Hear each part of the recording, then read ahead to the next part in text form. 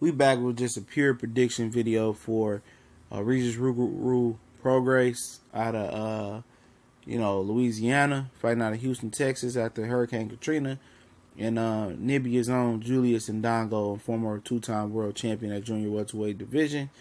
And we back. It's Boston Clinic and more. Y'all know what it is. And basically, it's a pure prediction because there wasn't a hell of a lot of tape on Regis Prograis. You know what I'm saying?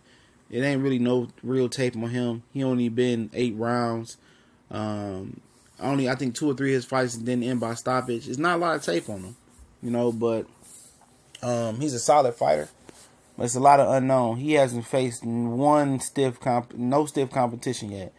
He's faced no resistance. He's been able to fold up his opponents like origami, and he got some good head movement. He got some cat-like reflexes. He used some angles. He steps over. Okay jab. He got some good power punches to the body. Good hook. He's a rugged, rough guy. Very confident, very powerful, very fast. Very agile. But it's easy to have all those attributes versus subpar competition. He hasn't faced a boxer like Julius Indongo, who has the range or the boxing ability and the foot movement and the rhythm that Indongo has. And it'll also be Indongo's birthday as well. And Indongo brings a very irky-jerky type of style, very unorthodox. He likes to bounce on his toes and box for 12 rounds, and he could do it in his sleep. It's going to be up for Regis Prograis to cut the distance on Indongo.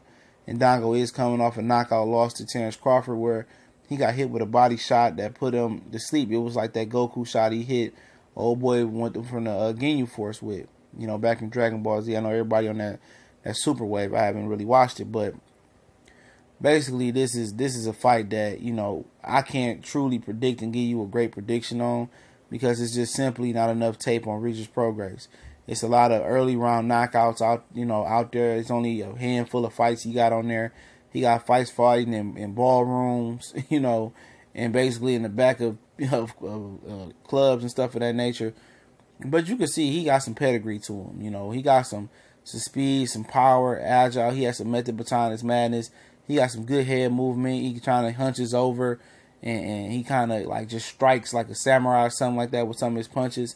He got real power, but he hasn't been able to find somebody durable enough to take him rounds.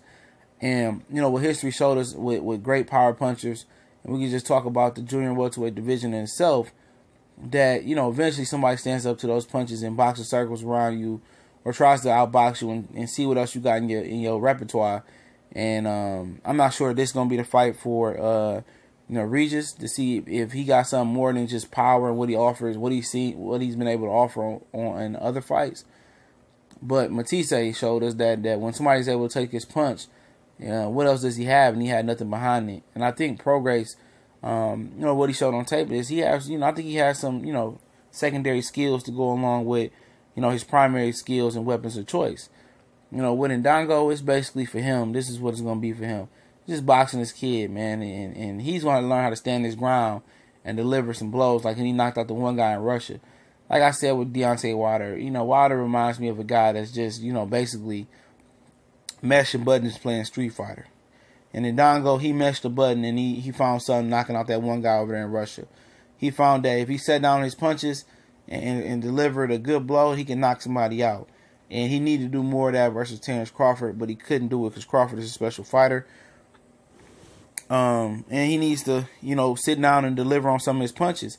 It's cool to bounce back and forth and box, but you have to get leverage and power on your punches.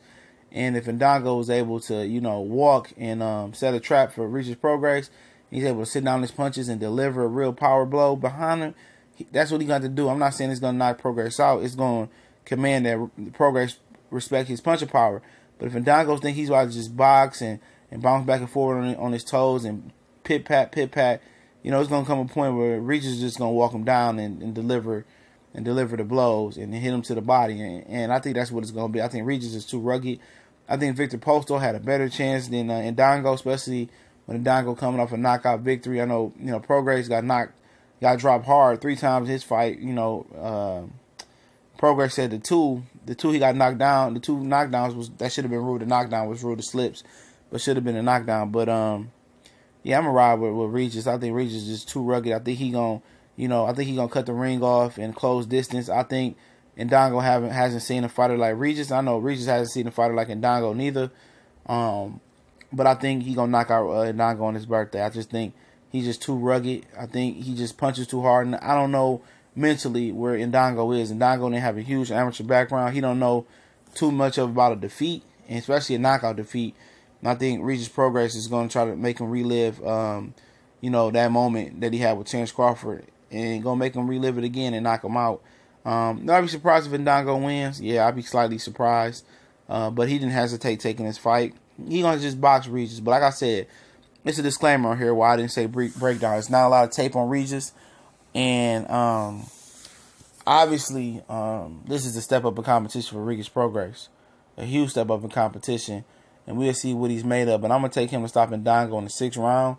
Like I said, this is not one of my surefire predictions because I didn't have the tape, the lengthy tape to study Regis Prograis to see exactly where his weaknesses are at, because there's not been a fighter on his resume that's worth a damn where that can show me that he beat caliber fighters, that he's worthy to be on his level. But one thing that's making me push in his case is the fact Indongo just got knocked out and didn't have a huge amateur background, and I don't really think he's going to bounce back the way he may bounce back. He can show me something different, but I expect Prograis to pretty much retire Indongo this fight, knock him out again in my opinion.